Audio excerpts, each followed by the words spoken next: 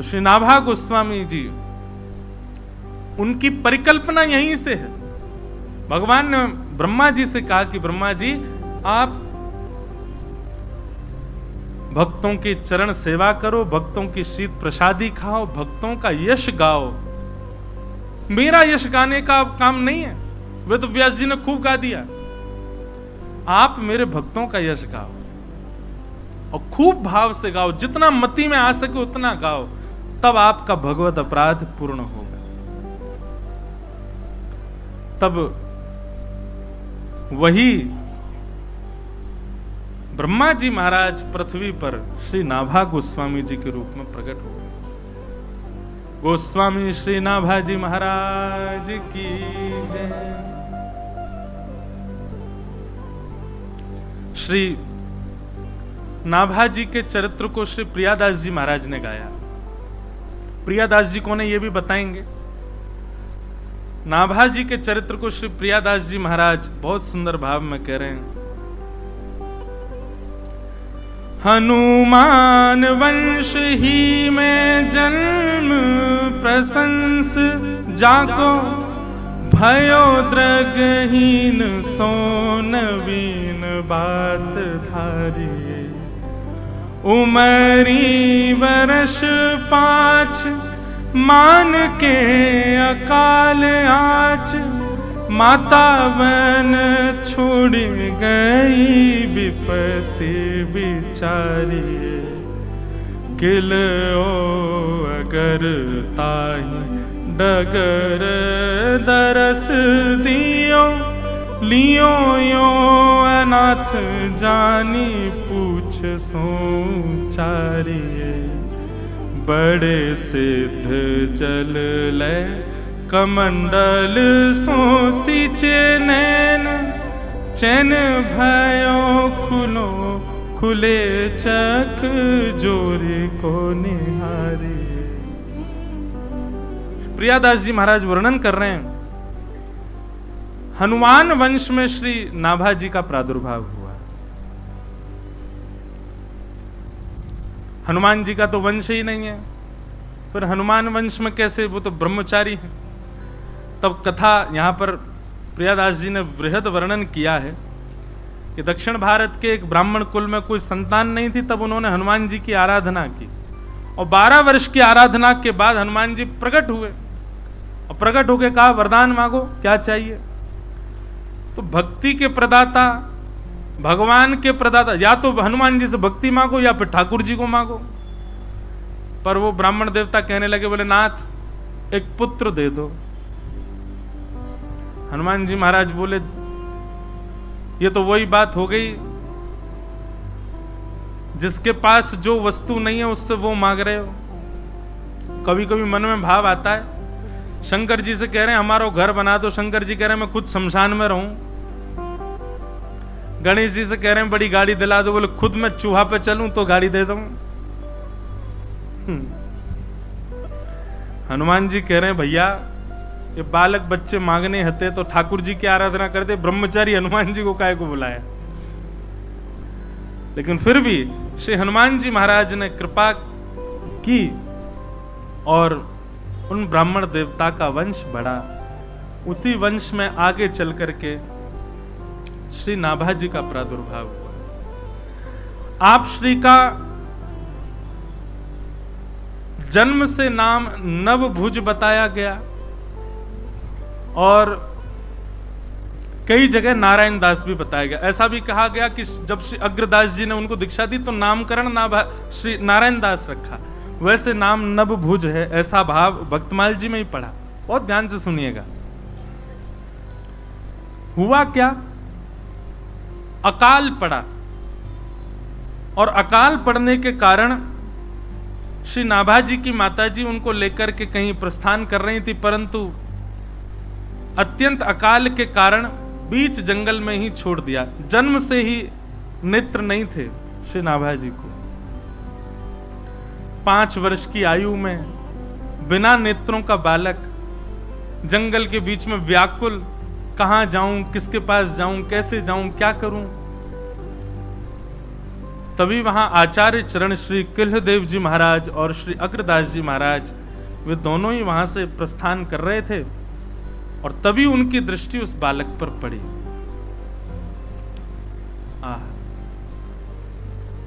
महापुरुषों की दृष्टि में ही भक्ति भाव विद्यमान होता है। वो देख भर लें, उसी से ही कल्याण हो जाना है हमारा। तब आप श्री ने जाकर के उस बालक को देखा और अपने कमंडल के जल का छिड़काव किया तो तुरंत दोनों चक्षु प्रकट हो गए और सबसे पहला दर्शन श्री किल्हदेव जी महाराज जी और श्री अग्रदास जी महाराज का हुआ। वाह! ठाकुर जी ने कैसी लीला करी कि नाभा जी को जन्म से संसार देखने ही नहीं दिया। सबसे प्रथम दर्शन ही आचार्य चरण का हुआ है श्री नाभा जी को, और कुछ लक्षण भक्ति भाव के दिखाई दिए और दोनों आचार्य चरण श्री नाभा जी को अपने साथ आश्रम ले आए। सेवा प्रदान की। क्या सेवा है? इतने रसिक संत विराजते हैं, सबकी चरण सेवा करो और सबकी शीत प्रसादी पाओ। बंधुओं, एक बात हमारी ध्यानपूर्वक सुनिएगा। चरण सेवा में और शीत प्रसादी में भी बहुत ध्यानपूर्वक आप सबको मर्यादा का पालन करना चाहिए। कोई महापुरुष प्रसाद पा रहे हैं, एक बात और सुनिए। शीत प्रसादी का मतलब उनके प्रसाद पाने के बाद जो शेष रहे वो भी है। शीत प्रसादी का मतलब उनके वचनामृत भी है। माफ कीजिए, यदि कोई केवल शीत प्रसादी ग्रहण करे और वचनामृत का पालन ना करे तो भी कल्याण में कहीं ना कहीं संशय आ सकता है, परंतु शीत प्रसादी पहले वचनामृत के रूप में ग्रहण करो। और वचनामृत के रूप में मतलब वचन के प्रति अटूट विश्वास। श्री सूरदास जी महाराज की वाणी है,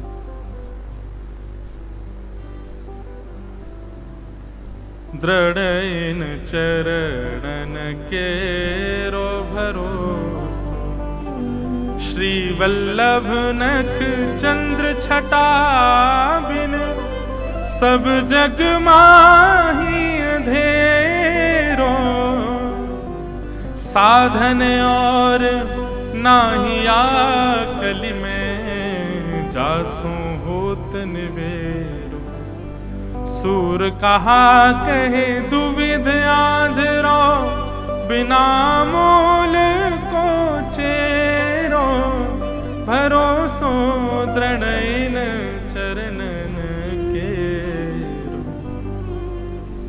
सूरदास जी कह रहे हैं, मैं और क्या प्रमाण दूं गुरु कृपा का। सूर कहा कहे दुविध आंधरो। दो नेत्र नहीं है हमारे पास, लेकिन फिर भी गुरु कृपा से सब देखता हूं। वो देखता हूं जो किसी को नहीं दिखता। ये गुरु कृपा है। तो श्री नाभा जी को सेवा प्राप्त हुई कि संत जनों की चरण सेवा करो और उनकी शीत प्रसादी ग्रहण करो। नाभा जी महाराज खूब संत सेवा करते, शीत प्रसादी पाते, संत जनों की सेवा करके आनंदित होते।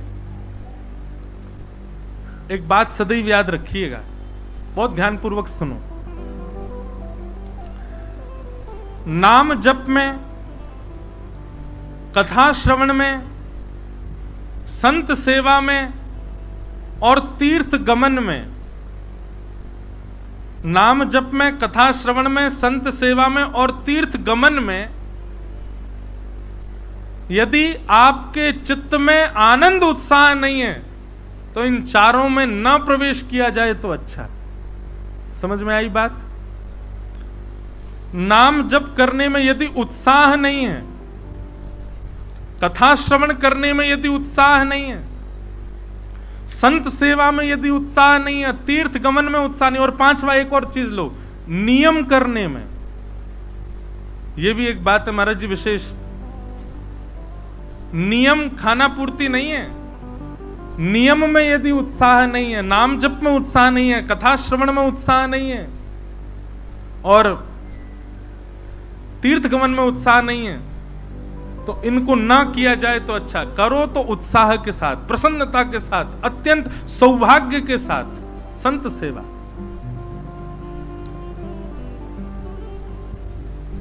नाभाजी महाराज खूब उत्साह के साथ गुरु आज्ञा से सेवा करते। एक दिन श्री अग्रदास जी महाराज ध्यान में बैठे थे, गुरुदेव भगवान की सेवा कर रहे हैं, पंखा जल रहे हैं श्री नाभाजी महाराज। और तभी अग्रदास जी के चिंतन में क्या भाव चल रहा है, श्री प्रिया प्रियतम दोनों लीला कर रहे हैं, कुंज में पौड़े हैं, कुंज में विराज रहे हैं, कुंज में लीला कर रहे हैं, और उसी कुंज में श्री अग्रदास जी महाराज भी अली स्वरूप धारण करके लीला में प्रवेश कर रहे हैं। मानसी सेवा अपने युगल स्वरूप की कर रहे थे। तभी दूर कहीं समुद्र में एक नाव में एक सेठ अपना कुछ सामान लेकर के कहीं प्रस्थान कर रहा था। तभी बीच में तूफान आया और तूफान आने पर नाव क्षतिग्रस्त होने लगी, बस अब डूबने की कगार पे थी। तभी नाविक ने सेठ जी से कहा, बोले सेठ जी अब तो स्थिति ऐसी फंस गई है कि कोई गुरु ही आपको बता सकते हैं, कोई संत सेवा, संत कृपा, भगवत कृपा ही आपको बचा सकती है। बहुत ध्यानपूर्वक सुनिएगा। बोले आपकी नाव इस स्थिति में है कि अब तो कोई संत कृपा ही, कोई भगवत कृपा ही आपको बचा सकती है। नाव की सारी सामर्थ्य लग चुकी है, अब बचने वाले नहीं है हम। सेठ जी बोले भैया हमने जीवन में कोई पुण्य तो किया नहीं, कोई भजन तो किया नहीं, कोई दान पुण्य तो कुछ हमारे पास है नहीं, अब क्या करें। नाव चलाने वाले आपके कोई गुरु हों, आपके कोई आचार्य हों, उनका स्मरण कर लो, किसी की कृपा से तो नैकात बचे। तब सेठ जी बोले हाँ हमारे गुरु जी हैं। बोले कौन है? बोले श्री अग्रदास जी महाराज। बोले उन्हीं को स्मरण करो। आर्त भाव में, एक ऊंचे वेग में, पूर्ण शरणागत भाव से आज अपने गुरुदेव को पुकार रहे हैं, रक्षमाम रक्षमाम रक्षमाम गुरुवर पाहिमाम पाहिमाम पाहिमाम। बंधुओं देखो एक बात और सिद्ध हुई यहां पर, जीवन भर साधन नहीं किया, जीवन भर भजन पूजन नहीं किया, लेकिन एक बार पूर्ण शरणागति से गुरुदेव को पुकारा तो उसके बाद लीला क्या हुई सुनेंगे। लीला ऐसी घटी कि जैसे ही वहां दूर समुद्र में वो अपने गुरुदेव को पुकार रहे हैं और यहां श्री अग्रदास जी महाराज मानसी सेवा में श्री प्रियालाल जी की लीला में हाथ बटा रहे हैं, और तभी वह स्वर श्री नाभाजी को सुनाई देने लगा, क्योंकि नाभाजी भी अग्रदास जी की मानसी का दर्शन कर रहे हैं। ये बहुत ऊंची बात है। किसी के मन में क्या चल रहा है ये कोई नहीं देख सकता, पर दूर खड़े पंखा जल रहे श्री नाभाजी को प्रत्यक्ष दर्शन हो रहा है। श्री राघवेंद्र सरकार विराज रहे हैं, बगल में सियाजू विराज रही हैं, कैसी सेज है, कैसी सहचरियां खड़ी हैं, सबका कैसी कुंज है, सब दर्शन हो रहा है।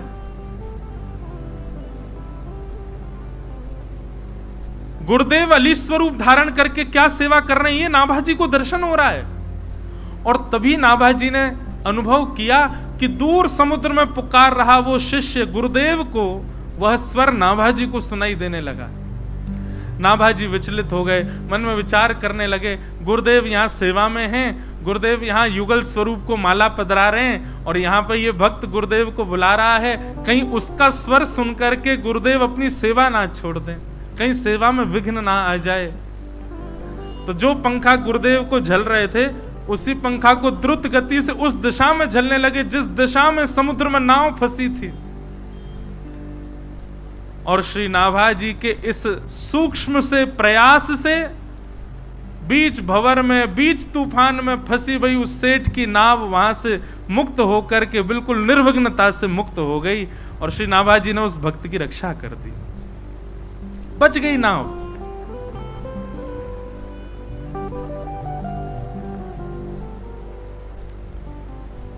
अब बात ऐसी है कि श्री अग्रदास जी महाराज को आवाज तो आ गई थी कि भक्त रक्षा की पुकार कर रहा है। अग्रदास जी माला पधरा करके समुद्र के तट पर पहुंचे कि जाके उसकी रक्षा करूं।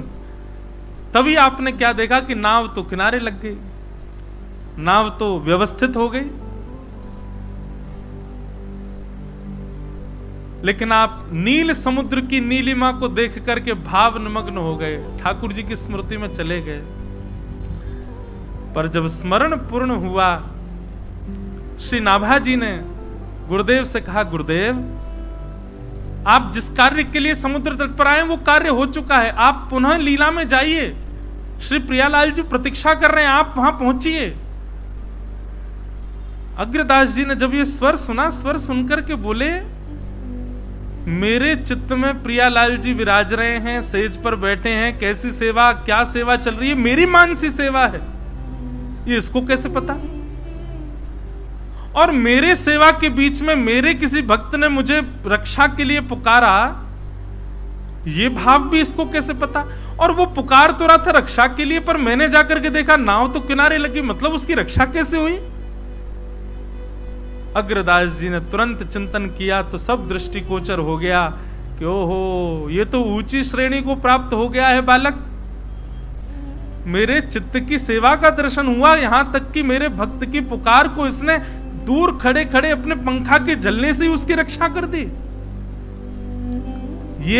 ये कृपा है शीत प्रसादी की और चरण सेवा की, संतों की, रसिक जनों की चरण सेवा की। रसिक जनों की सेवा और शीत प्रसादी पाने का ये सौभाग्य है।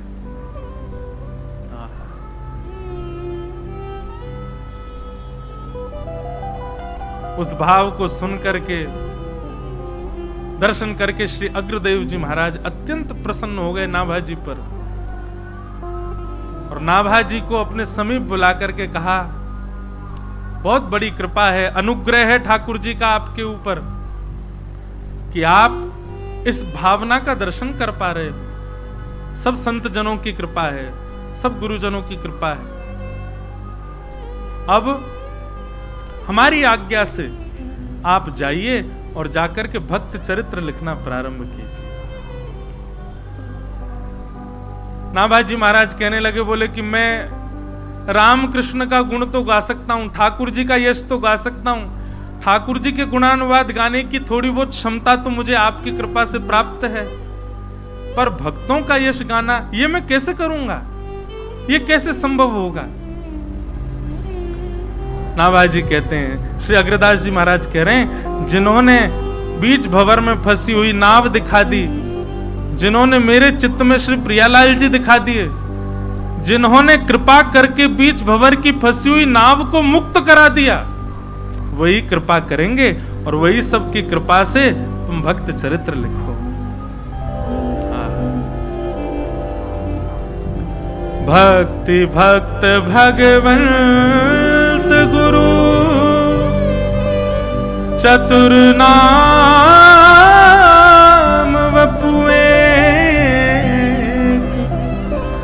तिनके पग बंधन किए, नाशहि बेग्न अनेक। आहा, श्री नाभा जी महाराज ने सबसे पहले जो भाव प्रकट किया वो यही है। आप सब भी ऊंचे स्वर में गाओ, पीछे पीछे। भक्त भक्ति भगवंत गुरु, भक्त भगवंत गुरु, चतुर नाम वपुएक, चतुर नाम वपुएक, तिनके पग बंधन किए,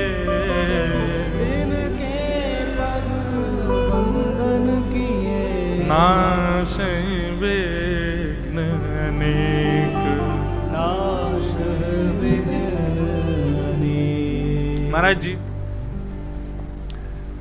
किसी भाव के प्रारंभ में गुरु को वंदन प्रथम किया जाए। भक्तमाल जी में बहुत छोटे छोटे भावों में बड़े बड़े बड़े बड़े भाव विद्यमान हैं।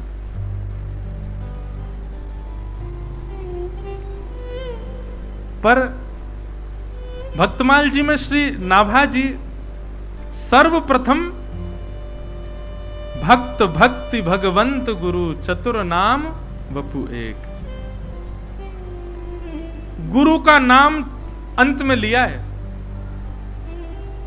कहीं गुरु नाम पहले लें तो ऐसा ना लगे कि कहीं श्री नाभा जी की ही चर्चा होगी या गुरु ही प्रधान है। भक्त भक्ति भगवंत गुरु, भक्त प्रधान है, भक्तों का नाम सबसे पहले लिया। और श्री नाभा जी महाराज नेत्र बंद करके बैठ गए और नेत्र बंद करके आवाहन करने लगे कि अब मेरे चित्त में जिन जिन भक्तों के चरित्र आते जाएंगे मैं उनको वर्णित करता जाऊंगा।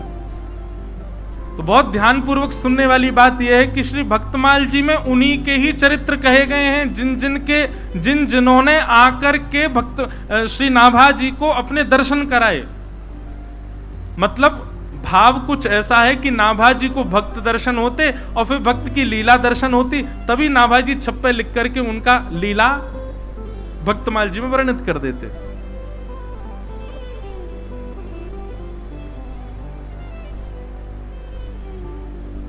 सर्वप्रथम श्री नाभा जी ने स्मरण किया।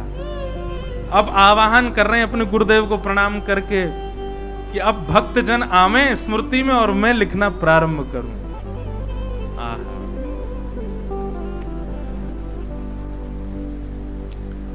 जय जय मीन बराह कमठ नर हरि बलि वामन, जय जय मीर बराह कमठ नर हरि बलि वामन, परशुराम रघुवीर कृष्ण कीरत जग पावन, परशुराम रघुवीर कृष्ण कीरत जग पावन, बुद्ध कल की अरु व्यास प्रतु हरिहंस मनवंतर, बुद्ध कल की अरु व्यास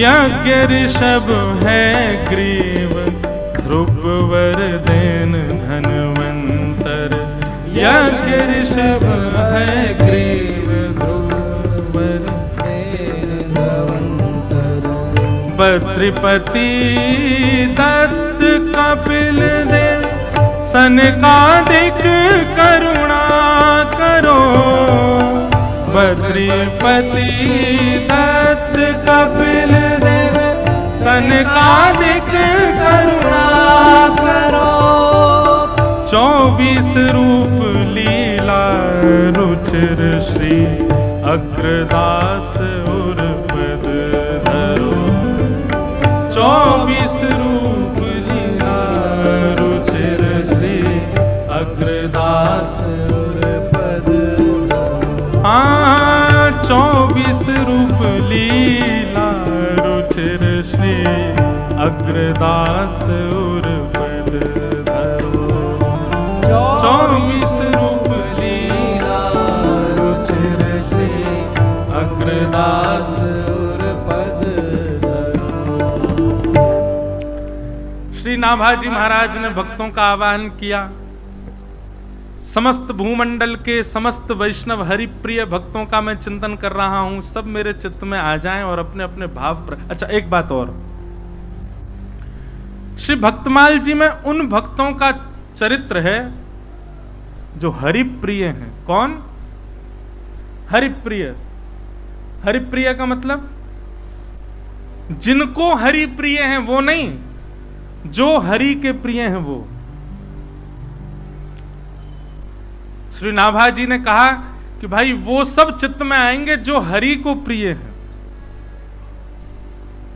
वो सब चित्त में आकर के अपने अपने भाव निरूपण करवाएं। परंतु नाभा जी तो स्मरण कर रहे थे भक्तों का और चित्त में आ गए भगवान।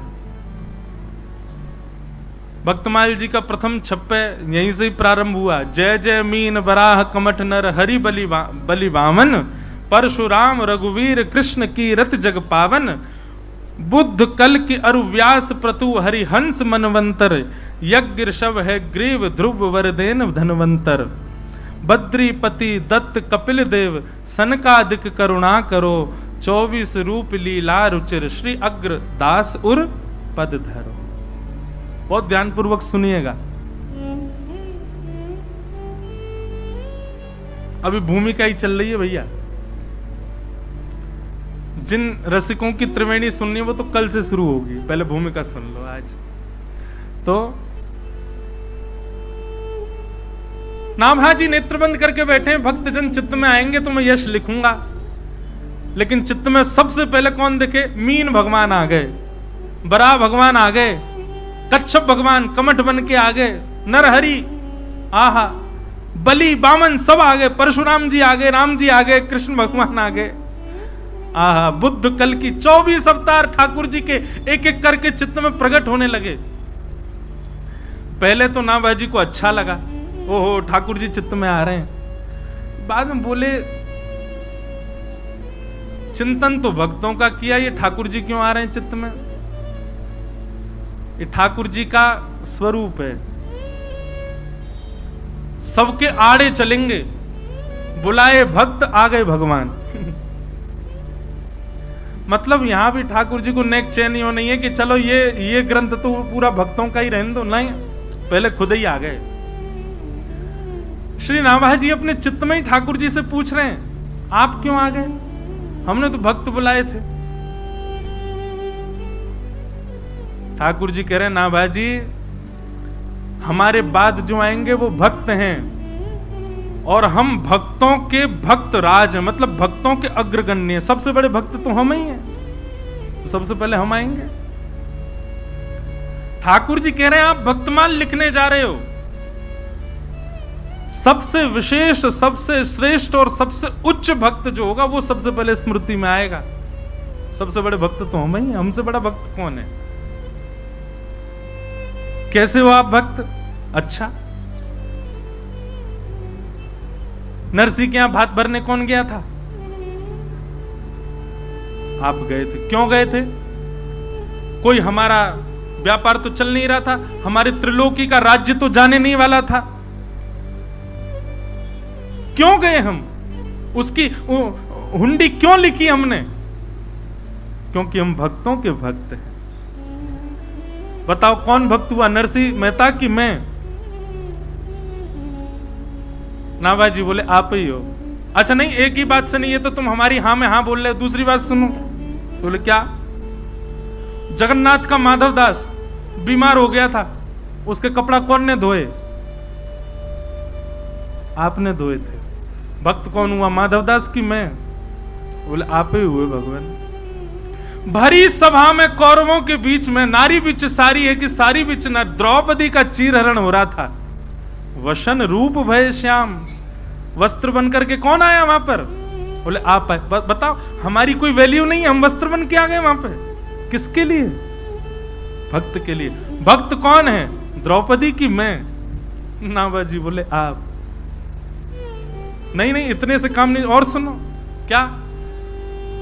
3 लोग 3 पग की जमीन भूमि मांगने गए हम बामन के पास, बलि के पास, बामन बन के।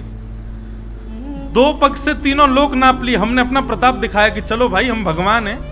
2 पग से तीनों लोक नाप लिए। हमने कहा भाई अब तो भगत फंस गया, बासुकी नाग से कहा इसको बंदी बनाओ। वामन को बलि को बंदी बनाया। तुरंत बलि चरणों में गिर गया, बोले महाराज मुझे बंदी क्यों? मैंने कहा तीसरा पग देने के लिए तेरे पास जगह ही नहीं बची, इसलिए संकल्प पूरा नहीं हुआ, इसलिए तुमको बंदी अब नरक भेजेंगे। बलि कहता है 1 मिनट सुनो। बोले क्या? आपने मेरी संपत्ति नापी, स्वामी तो अभी बैठा, तीसरा पग सिर पर धर दो। हमको छल लिया। मैं इतना प्रसन्न हो गया उसके भाव से। मैंने पूछा बताओ क्या वरदान चाहिए? तो बोला जब जब मैं महल में जाऊं, जब जब महल से आऊं तब आपका दर्शन हो। द्वारपाल बना दिया मुझे, द्वारपाल। बताओ कौन भक्त है, बलि कि मैं? नाभाजी बोले जय जय, आप ही हो। पंढरपुर जहां से हम आ रहे हैं, पुंडलीक ने अपने माता पिता की सेवा की, उसकी सेवा से प्रसन्न होकर मैं चला गया। मैं तो गया था कि दर्शन दे के आऊंगा। उसने कहा अभी व्यस्त हूं, सेवा कर रहा हूं, जब निवृत्त हो जाऊंगा तब मिलूंगा, तब तक क्या करूं? बोले लो खड़े हो जाओ, बोलो पंडरीनाथ भगवान की। पुंडलीक भक्त है कि मैं भक्त हूं? नाभाजी बोले भगवान आप हो। बोले और छोड़ो, महाभारत युद्ध में अर्जुन का रथ कौन हाँक रहा है? मैं। अर्जुन ये नहीं कहता कि मेरे रथ को यहां ले जाओ वहां ले जाओ, आज्ञा करता है मुझको। सेनयोर भयोर मध्य रथम स्थापय मेच्युत, हे अच्युत मैं आज्ञा देता हूं मेरे रथ को ले जाके उभय सेना के बीच में खड़ा कर दो। मुझे आज्ञा दे रहा है, हमारी कोई वैल्यू नहीं है। ये वैल्यू की बात नहीं है, ये प्रमाण की बात है कि अर्जुन भक्त नहीं है, मैं भक्त हूं। ए नाभाजी, आपने भक्तों का स्मरण किया है तो आपके सामने जो ये मेरे 24 रूप प्रकट हुए हैं, सबसे बड़ा भक्त तो मैं ही हूं, मुझसे बड़ा भक्त कौन होगा? हमारे पूज्य महाराज जी आए ना, गा के गए नरसिंह मेहता जी का भाव, मैं भगतन को दास भगत मेरे मुकुट मणि, मैं भगतन को दास भगत मेरे मुकुट मणि। हाँ मैं भगतन को दास भगत मेरे मुकुट मणि। हाँ मैं भक्तन को दास भगत मेरे मुकुट मणि। नाभाजी, आपने भक्तों का स्मरण किया है और जो सबसे बड़ा भक्त है वो सबसे पहले आया है। तब नाभाजी बोले अच्छा जय हो भगवान, आपको प्रणाम करें, आप पधारे। 24 अवतार रूप धारण करके ठाकुर जी पहले भक्तमाल जी में आ गए और अब इन 24 अवतारों के जो उपासक हैं, इन 24 अवतारों के जो सेवक हैं, इन 24 अवतारों को किसी रूप में भी जो भजते हैं, अब वे सब भक्त आएंगे। श्री नाभाजी और श्री प्रियादास जी के भाव में तो ऐसा वर्णन है कि भैया भक्तों के भगवान को बुला लो तो भक्त अपने आप भगे आमेंगे। हमारे वृंदावन की एक प्रसिद्ध लीला है श्री हरिराम व्यास जी की। एक वैष्णव वृंदावन से जाने की जिद कर रहे थे, हम तो जाएंगे जाएंगे जाएंगे। हरिराम व्यास जी ने खूब रोका, नहीं माने। उनके ठाकुर जी एक छोटे से पात्र में थे, वो श्री जुगल किशोर जी के पास में रखे हुए थे। और भक्त कहने लगा हम तो जाएंगे वृंदावन से, हमारे ठाकुर जी दे दो। बहुत समझाए, नहीं माने तो श्री हरिराम व्यास जी भीतर गए, ठाकुर जी छुपा के धर दिए भीतर जुगल किशोर जी के पीछे, और डिबिया में चिड़िया धर दी, लो ले जाओ। हरिराम व्यास जी की बात नहीं मानी, चले गए। और यूं कहते सुनो, वृंदावन छोड़ने से पहले यमुना जी स्नान कर लेना और ठाकुर जी को भी स्नान करा देना। और ठाकुर जी तो धर लिए, जुगल किशोर जी के बाद डिबिया में चिड़िया धरी है। अब जैसे ही वो भक्त गया, बोले नहीं चलो जाते जाते बात तो मान जाए, जमुना स्नान करेंगे। जमुना जी के पास जाकर के और जैसे ही महाराज स्नान करके ठाकुर जी के स्नान के लिए डिबिया खोली, सो चिड़िया उड़ गई। अब तो वो भक्त सोचने लगो, ओहो मेरे ठाकुर जी उड़ गए, मेरे ठाकुर जी उड़ गए। उड़ के कहां गए? बोले वृंदावन की तरफ ही गए। हरिराम व्यास जी सही कह रहे थे, वृंदावन छोड़ के मत जाओ, मैं जाना चाह रहा था, ठाकुर जी नहीं जाना चाह रहे, देखो उड़ के भाग गए वृंदावन। रोते रोते आए हरिराम व्यास जी के पास, बोले मेरे ठाकुर जी तो उड़ गए। हरिराम व्यास जी बोले कहां उड़ गए? बोले ऐसे ऐसे मैंने डिबिया खोली नवाने को, ठाकुर जी फुर्र थे वृंदावन की ओर उड़ गए। हरिराम व्यास जी बोले हम मना कर रहे थे मत जाओ वृंदावन छोड़ के, रुको हम देखते हैं ठाकुर जी आए कि नहीं। और उसको दिखा रहे हैं, देख मैं देख रहा हूं। जुगल किशोर जी के गर्भगृह में भीतर ढूंढने लगे, तभी जुगल किशोर जी के चरण के पीछे नेक से शालिग्राम तुरंत ओहो देखिए आ गए तेरे ठाकुर जी। भगत बोलो सही कह रहे हो, देख ठाकुर जी जानो नहीं चाह रहे, अब तू भी मत जावे। और उसका अखंड वृंदावन वास करा दिया हरिराम व्यास जी ने।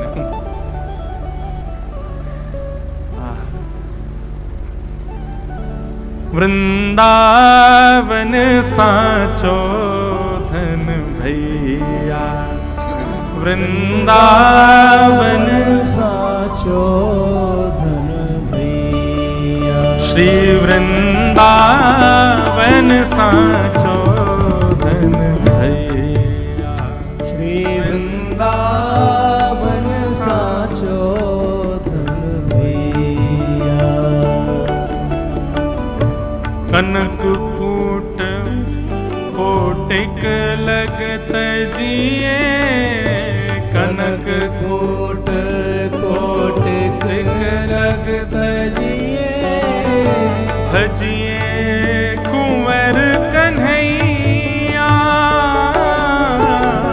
भजिए कुंवर कन्हैया। वृंदावन साचो धन भैया, ओ वृंदावन साचो धन भैया, श्री वृंदावन साचो धन भैया, श्री वृंदावन साचो। हरिराम व्यास जी का भाव है कि जहाँ श्री राधा चरण रेणु की, जहाँ श्री राधा चरण रेणु की, कमला लेत भलैया, कमला लेत भलैया।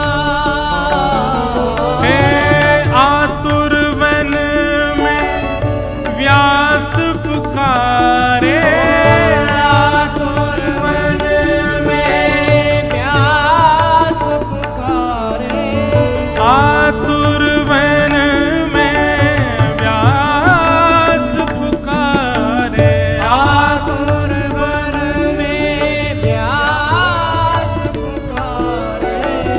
है कूर सिक सुनैया, वृंदावन साचो धन भैया, वृंदावन साचो धन भैया, श्री वृंदावन साचो धन भैया, श्री वृंदावन साचो धन भैया। बोल वृंदावन धाम की। तो भक्तन के भगवानन को ले लो, भक्त अपने आप दौड़े आमे कहीं जामेंगे ही नहीं। तो ठाकुर जी खुद ही आ गए भक्तमाल जी में। सबसे पहले छप्पे में जय जय मीन बराह कमठ नर हरि बलि वामन, परशुराम रघुवीर कृष्ण की रति जग पावन, बुद्ध कल की अरु व्यास प्रतु हरिहंस मनवंतर, यज्ञ ऋषभ है ग्रीव ध्रुव वरदेन धनवंतर, बद्रीपति दत्त कपिल देव सनकादिक करुणा करो, 24 रूप लीला रुचिर श्री अग्रदास के पद धरो। अपने आप ठाकुर जी आ गए और मानो नाभाजी का कार्य और सहज कर दिया, बोले अब सब आ जाएंगे अपने आप। और इसके पश्चात श्री नाभाजी के चित्त में इन 24 अवतारों के उपासक एक एक करके प्रकट होने लगे। इन 24 अवतारों के समस्त साधकों के भाव आने लगे और श्री नाभाजी महाराज भक्तमाल की रचना वृहद करते गए। इस प्रकार श्री भक्तमाल जी की रचना हुई। किसने की? नाभा गोस्वामी। नाभा गोस्वामी जी कौन है? ब्रह्मा जी के। ब्रह्मा जी ही नाभा जी के रूप में प्रकट हुए। तो ये था भक्तमाल जी की रचना का कारण।